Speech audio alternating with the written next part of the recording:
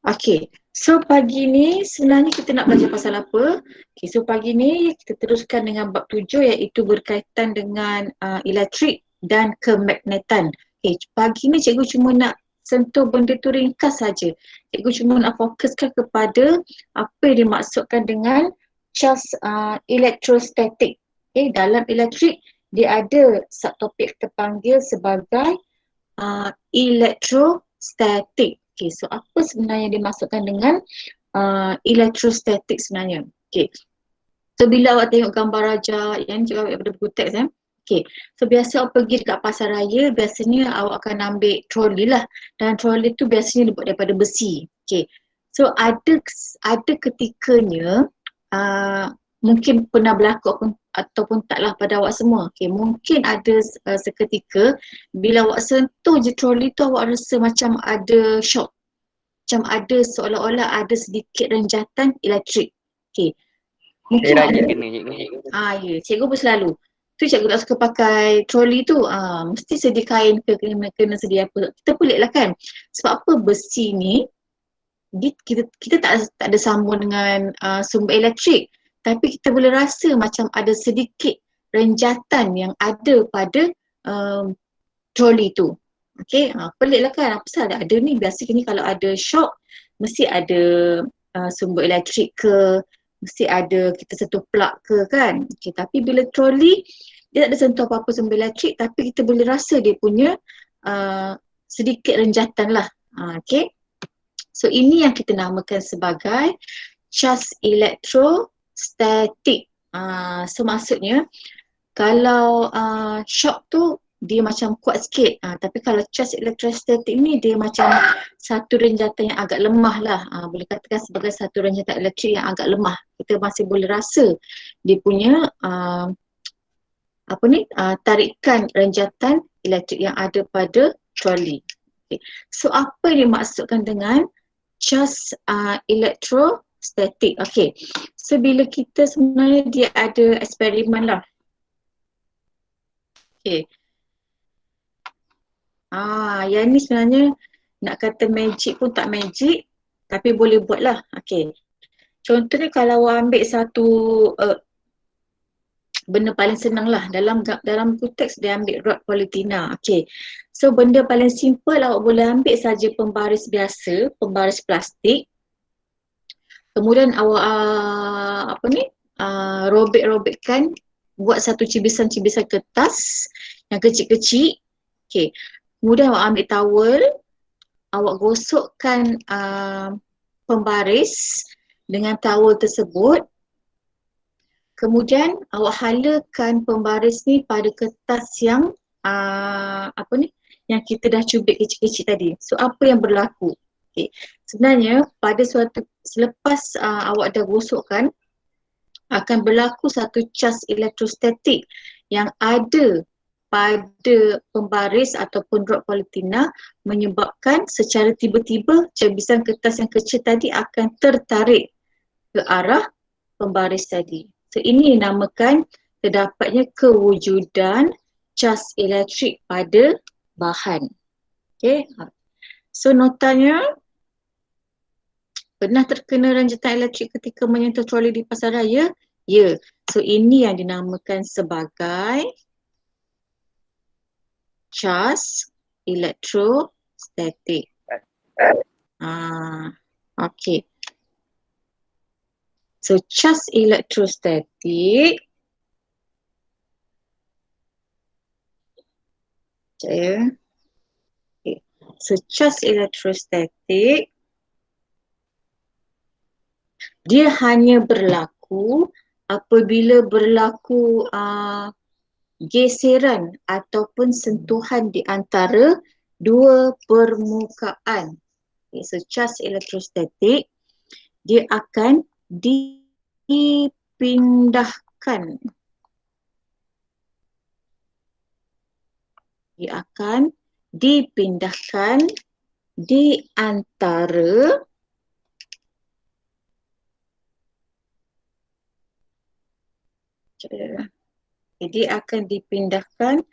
antara badan manusia yang menyentuh troli tadi. Okay. Cas elektrostatik dipindahkan di antara badan manusia ke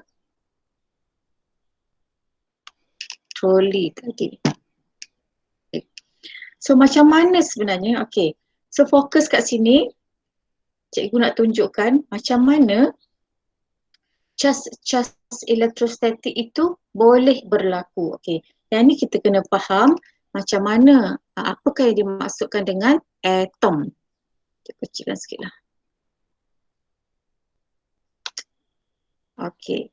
So setiap benda yang ada dalam dunia ni adalah berdasarkan binaan daripada zarah-zarah macam awak belajar. Kalau pekerjaan, dia punya kedudukan zarah-zarah dia rapat. Kalau cecair dia jauh sikit. Kalau udara dia jarang-jarang. Okay. So setiap organisma, setiap unsur yang ada dalam dunia ni adalah dibina berdasarkan zarah-zarah, di mana atom merupakan unsur yang paling kecil yang ada dalam setiap dunia ni. Okay. Maksudnya pembaris dibuat daripada atom. Semua benda berasal daripada atom. Okay. Cuma bezanya dia tak dapat dilihat sebab dia adalah sesuatu yang sangat-sangat kecil. Okay. So apa yang dimaksudkan dengan atom sebenarnya? Okay. Daripada atom ni baru boleh kita faham macam mana elektrostatik itu boleh berlaku. Okay. Atom ni sebenarnya berasal daripada benda yang kecil je. Okay. Awak dah biasa tengok pun. Okay. Ni rupa dia. Okay. So dalam atom ini dia ada cas yang kita panggil. Okay. Dia ada bahagian tengah, dia ada bahagian luar. Okay. So dalam ini dia ada yang kita panggil sebagai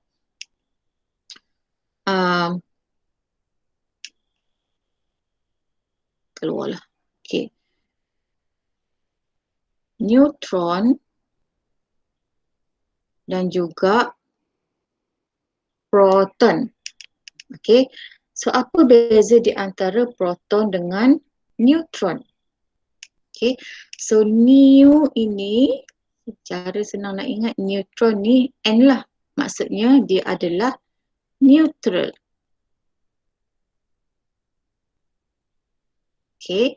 Kalau proton, dia adalah cas yang ada nilai positif. Okay.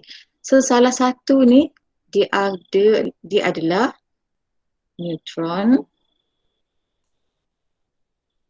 Okay. Yang dekat satu lagi ni warna biru cikgu buat, dia adalah proton. Okay.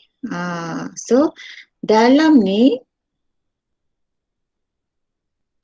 ada neutron, ada proton. Okay. Kemudian dia akan dikelilingi ataupun diorbit oleh awak dah biasa tengok lingkaran-lingkaran ni. So lingkaran-lingkaran ni juga mempunyai cas-cas yang tertentu. Okay. Cas dia apa? Dia mempunyai cas. Okay. So yang warna hijau ini dia mempunyai cas yang kita panggil elektron. Okay. Di mana elektron casnya adalah negatif. Sama lah awak belajar matematik kan. Okay, ada integer positif, ada integer negatif. Sebila integer positif, dia bergabung dengan negatif, dia akan jadi satu yang neutral. Okay, so bezanya elektron iaitu cas negatif, simbol dia macam ni, dia hanya berada di bahagian luar sekali pada kedudukan atom ni. Okay, so yang dalam ni adalah neutron dan juga proton sahaja. Okay. So elektron dia berada dekat bahagian luar, paling luar lah. Okay, so apabila dia berada di bahagian luar, apa yang berlaku pada cas elektrik? Okay, apa yang berlaku pada cas elektrik? So dia akan ada 3 lah, neutron, proton dan juga elektron. Okay, so yang pertama, okay. So yang pertama kita panggil dia mempunyai jenis bahan yang bercas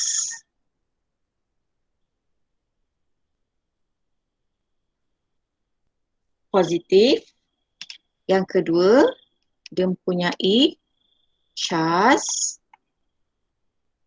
positif negatif. Positif, negatif. Dan akhir sekali, dia mempunyai cas yang neutral. Neutral maksudnya dia ada kedua-dua lah, dia stabil. Dia berada di bahagian tengah-tengah. Okay, so seterusnya apa yang berlaku? Okay, ini yang kita kena faham. Okay, untuk cas positif, sebab dia mempunyai cas positif, maka dia akan mempunyai cas positif yang lebih lah. Okay, maksudnya ni, okay, dia banyak positif. Kalau ini ada 5 nilai positif, yang negatifnya mungkin ada 1, 2, 3, 4. 4. Okay, macam belajar matematik, okay, yang mana lagi banyak? Negatif ke positif? Kalau positif lagi banyak, maka dia adalah yang bercas positif. Okay, kalau cas negatif, nilai negatif lah lagi banyak daripada cas positif. Contoh kalau yang ni, bahan ni mempunyai 1, 2, 3, 4, 5, 6. Okay, dia ada 6 cas negatif, manakala cas positif ni cuma ada 4. Okay, mana lagi banyak? Negatif lagi banyak daripada positif. Maka bahan ini mempunyai bahan yang kita panggil sebagai bercas negatif. Okay. Kalau neutral, macam mana? Awak belajar matematik. Kalau neutral maksudnya nilai positif dan juga nilai negatifnya adalah sama. Contoh, kalau positifnya ada 3, maka nilai negatifnya pun ada 3.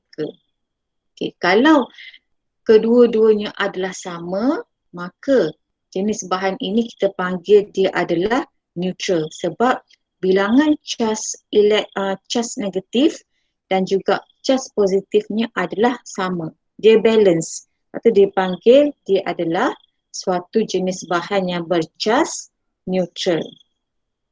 Okey, ataupun kita boleh ringkaskan. Okey, kita boleh ringkaskan di mana nilai positif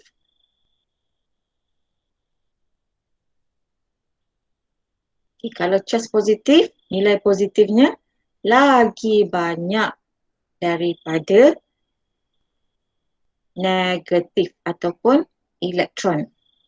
Ini simbol elektron lah. Manakala kalau cas negatif, mana yang lagi banyak?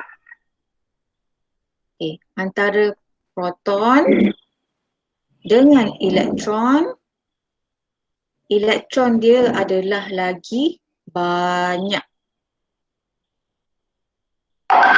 Okay, manakala kalau untuk neutral, nilai positifnya,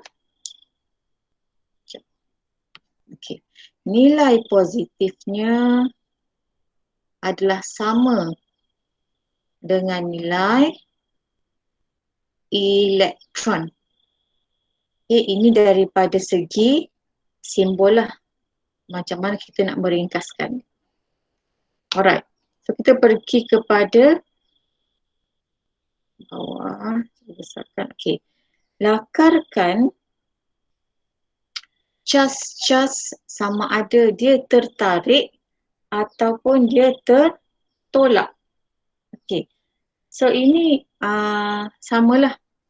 Kalau nilainya adalah dia lebih kurang macam magnet. Kalau dia positif dengan positif, dia sama. Okey.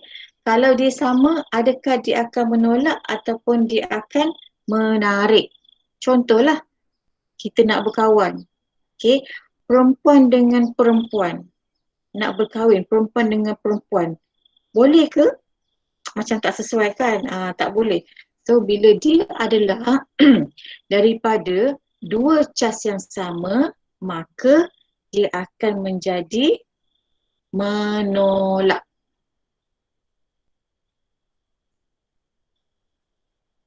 Okey.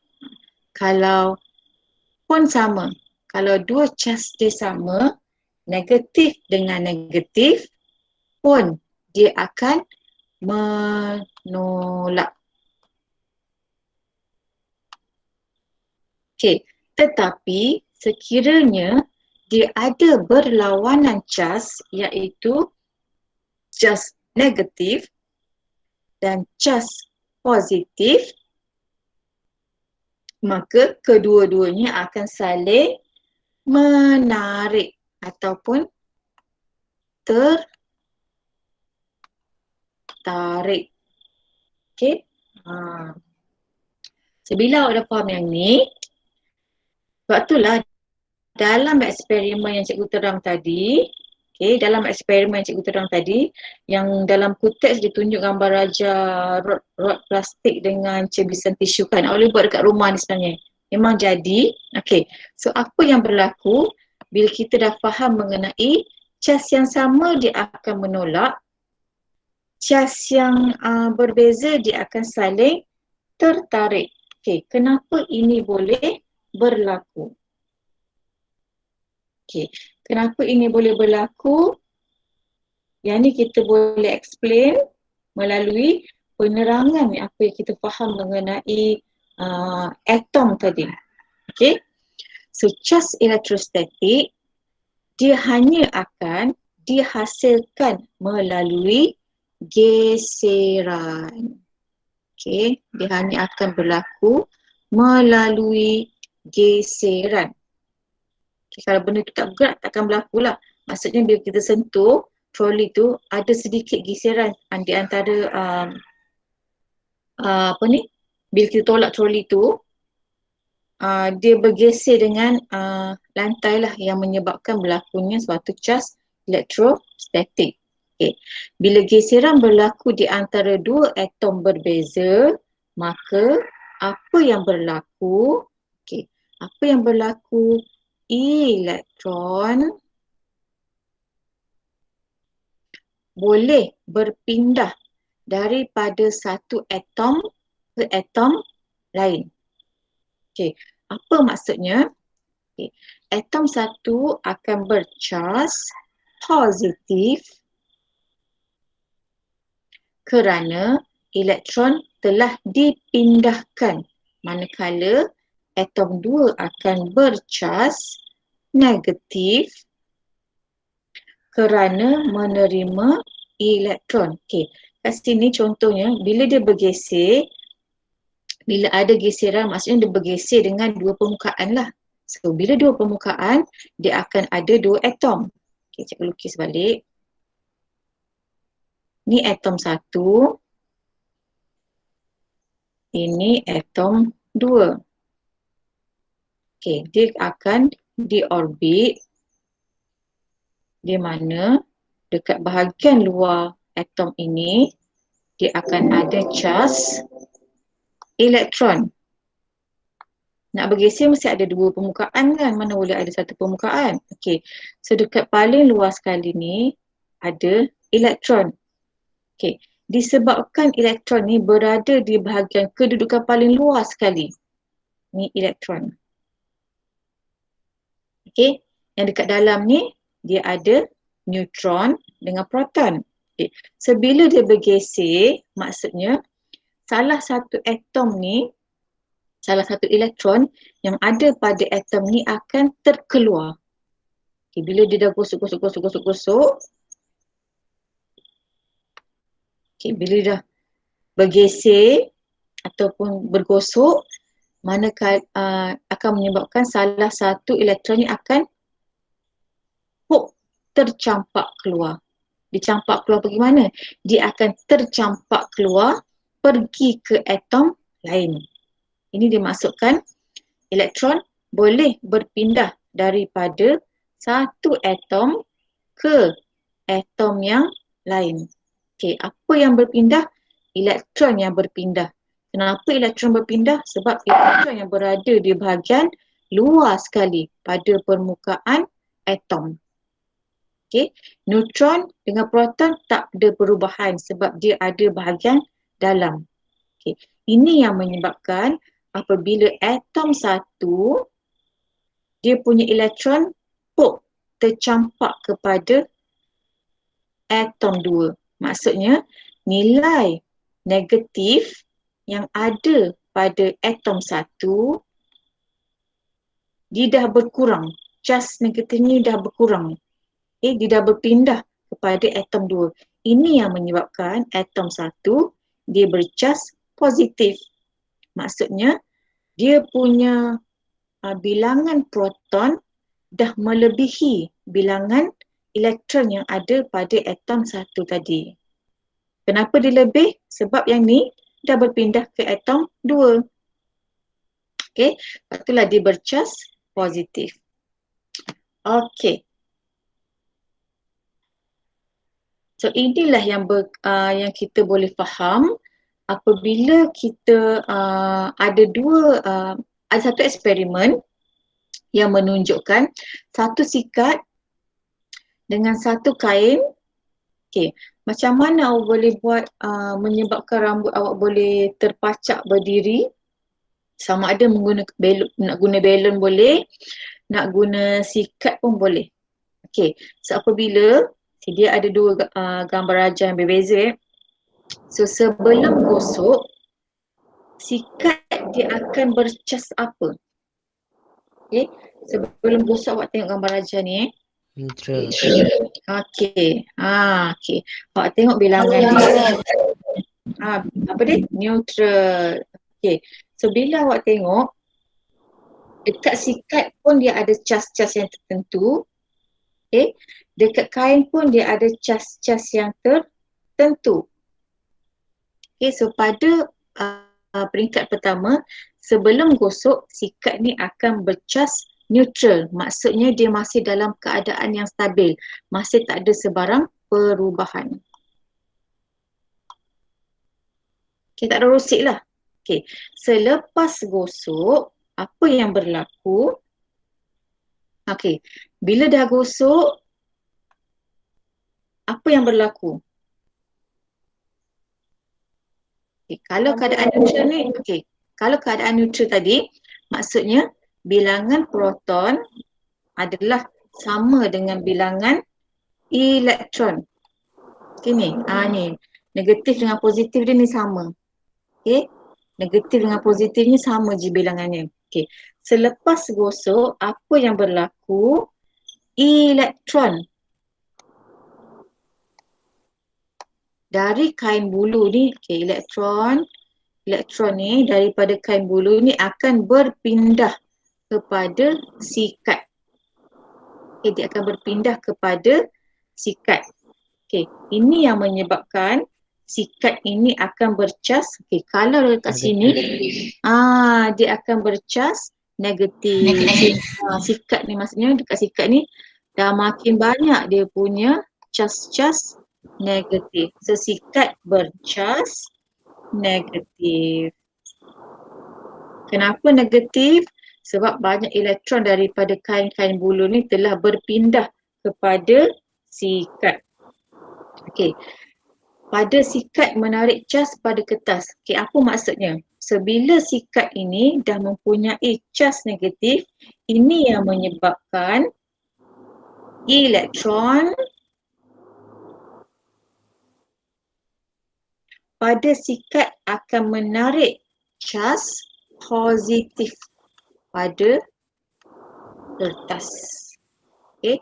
Ini yang menyebabkan elektron pada sikat dia akan menarik cas-cas positif pada kertas. Maksudnya kertas yang berterabur kat bawah ni dia mempunyai cas-cas positif.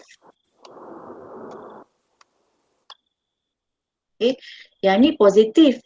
Dekat sikat negatif. Ini yang menyebabkan dia saling tertarik. Okay. Dia saling ada dia melekat lah. Dia melekat naik ke atas sikat. Okay. So ada soalan setakat ni? Tak ada. Ada. So hari ni hari ni kita cuma fokus kepada macam kenapa kenapa elektrostatik boleh berlaku. Elektrostatik boleh berlaku disebabkan adanya geseran di antara dua permukaan. Okey, cikgu nak tanya dululah siapa dalam kelas ni. Barani. Ya, cikgu. Okey, kenapa agaknya elektron yang terlepas bukannya proton ke bukannya neutron? Kerana elektron berada di luar. Di bahagian orbit yang paling luar. Okey, soalan seterusnya. Siapa ni?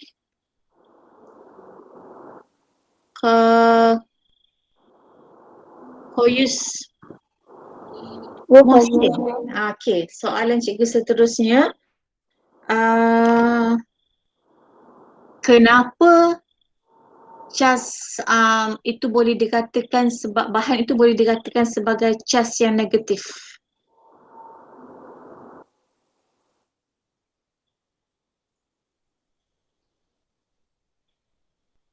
Kenapa bahan tu dikatakan sebagai mempunyai cas negatif? Kenapa?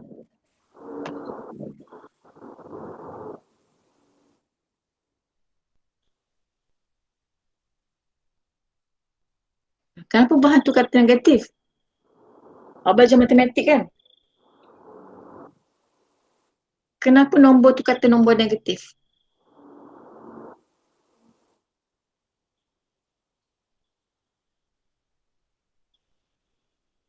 Ada siapa boleh jawab yang boleh tolong kawan awak kenapa satu bahan tu dikatakan sebagai bahan yang bercas negatif? Cikgu saya cuba. Okey, boleh? Kerana kuantiti negatif lebih banyak daripada positif. Sebab bilangan bahan itu dikatakan sebagai cas negatif sebab bilangan elektronnya adalah lebih berbanding bilangan proton ataupun cas negatifnya lebih berbanding cas positif. Itulah bahan itu dikatakan sebagai cas negatif. Okey. So bila ada perbezaan cas, dia akan saling tertarik ke menolak? Lelaki dan perempuan. Kalau lelaki dan perempuan, dia akan saling tertarik. Okey. So apa yang dimasukkan dengan cas elektrostatik? Cas elektrostatik dia mesti ada geseran yang menyebabkan perpindahan ataupun cas elektron daripada satu atom ke atom lain yang menyebabkan mereka akan jadi saling tertarik. So itu saja yang kita belajar pada hari ini. Okey. So jadi kita dah tercapai, semua dah faham mengenai elektrostatik. So untuk PDPR kita kali ni kalau boleh tengok, cikgu akan ambil kehadiran, sama ada kehadiran awak masuk kelas pada pagi ni ataupun mungkin ada pelajar yang ada masalah telefon, kehadiran juga boleh cikgu ambil berpandukan latihan yang cikgu bagi dekat Google Form. Okey, siapa yang masuk kelas hari ni cikgu dah tanda kehadiran. Siapa yang hadir hari ni Jap. Barani hadir. Siapa lagi? Husna. Siapa? Siti Nurhaliza Husna. Siti Nurhaliza Husna. Okey, ada lagi?